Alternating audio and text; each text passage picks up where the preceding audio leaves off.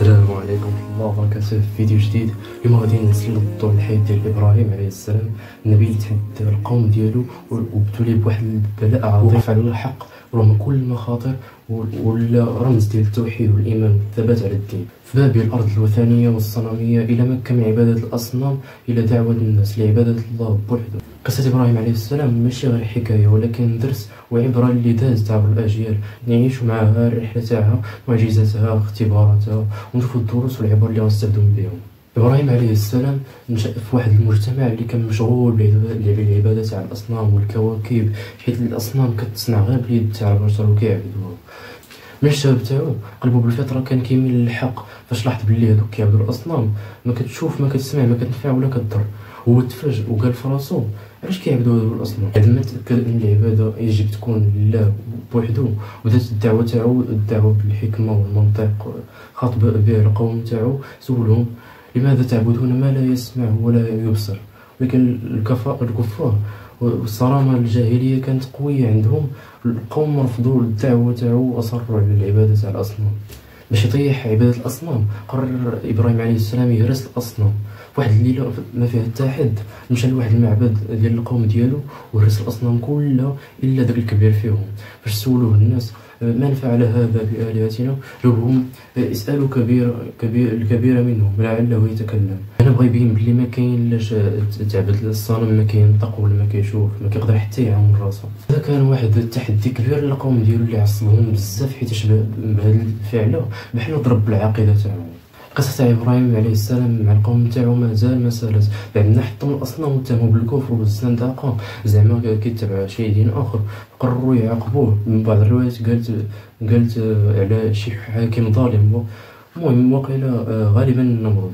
القوم ديال إبراهيم عليه السلام قرروا يلوحوه في واحد النار عظيمة باش يتهنوا منه ويعذبوه، ولكن معجزة من الله تحولت النار تاعو لبرد وسلام عليه وخرج سالم بحال ما وقع عليه والو. هذه حديثة كترمز لصمود الإيمان، أن الإنسان إذا ثبت على الحق مهما كان الظلم فإن الله غادي ينصرو والله على كل شيء قدير. بعد نجا إبراهيم عليه السلام مبقاش قادر يبقى مع القوم تاعو، قلبو تحطم لداخل من كثرة الظلم تاع القوم تاعو والكفر تاعهم، هو يهاجر لواحد البلاصة أخرى طلب السلام ويرجع للدعوة تاعو بعيد على الأذى تاع المشركين، وتوطن في أرض كنعان وبدا فيها حياة جديدة. واحد النهار الله سبحانه وتعالى أمر إبراهيم باش يقد شي دار تاع العبادة، بيت الطاعة والتوحيد، الكعبة، وهو والابن تاعو إسماعيل عليه السلام خدموا بجوج باش يقدوا هاد الكعبة المباركة اللي ولات من بعد قبلة تاع المسلمين، ومكان للتوحيد والعبادة وتذكير الإيمان. من أعظم الابتلاءات اللي واجهها شي واحد في العالم فاش إبراهيم عليه السلام الله أمروه في الرؤيا يذبح ولده. هذا الامتحان كان قاصح بزاف، تضحية بأعز ما كان عنده في سبيل طاعة الله.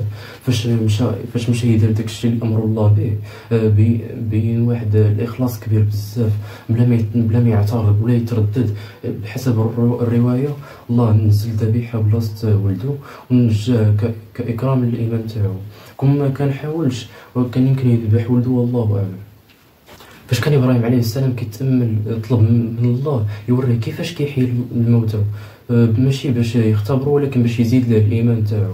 الله أمره يصيد 4 تاع الطيور ويقطعهم ويفرتكهم على واحد الجبل، ما يفرتهم بحال التفرتيت لواحد الجبل، وهو يعيط عليهم وما يرجعوا مجموعين بربعاهم ويحيوا. هذه هي معجزة كتبين قدرة الله سبحانه وتعالى المطلقة على البعث وإحياء الموتى. هذه الآية كتعلمنا أن التوحيد ماشي غير عبادة ولكن إيمان بعظمة الخالق والقدرة تاعو، باللي الشهادة لله لا للمخلوق. إلا عجبكم الفيديو ما تنسوش ديروا لايك ومتابعة واشتراك باش يوصلوا القصص للمشاهدين اخرين يستافدوا بهم. الا عندكم شي افكار تاع شي نبي اخر كتبوا في التعليقات، ما تنساوش ديروا متابعه. خدت عليكم، والسلام عليكم ورحمه الله وبركاته.